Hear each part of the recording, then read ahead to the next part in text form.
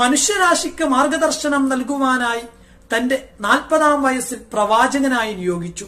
വളരെ രഹസ്യമായി തിരുനബി 3 വർഷക്കാലം പ്രബോധനം ചെയ്യുകയും തന്റെ 43-ാം വയസ്സിൽ സഫാ കുന്നിന്റെ തായ്വരയിലേക്ക് അവിടെയുള്ള മുഴുവൻ ഗോത്രങ്ങളെയും വിളിച്ചുകൂട്ടുകയും ഞാൻ നിങ്ങളിലേക്ക് അയക്കപ്പെട്ട പ്രവാചകനാണെന്ന് പ്രഖ്യാപിക്കുകയും ചെയ്തു.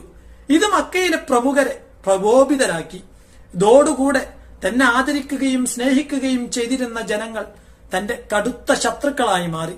അവർ വിശ്വാസികൾക്കെതിരെ കടുത്ത അക്രമങ്ങൾ അയച്ചുവിടുകയും ഉപരോധങ്ങൾ പ്രഖ്യാപിക്കുകയും ചെയ്തു. പ്രവാചകർക്കും അനുചരന്മാർക്കും നേരെയുള്ള അക്രമങ്ങൾ അനുദിനം വർദ്ധിച്ചുകൊണ്ടേയിരുന്നു. ഒരു ഭാഗത്ത് മർദ്ദനങ്ങൾ അനുഭവിക്കുമ്പോഴും മറുഭാഗത്ത് പരിശുദ്ധ ദീൻ അല്പാൽപമായി പരന്നുകൊണ്ടേയിരുന്നു. അവസാനം ശത്രുക്കളുടെ പീഡനത്താൽ വിശ്വാസികൾക്ക് മക്കയിലെ ജീവിതം ദുഷ്കരമായി മാറി. ഇസ്ലാമിന്റെ പ്രചരണം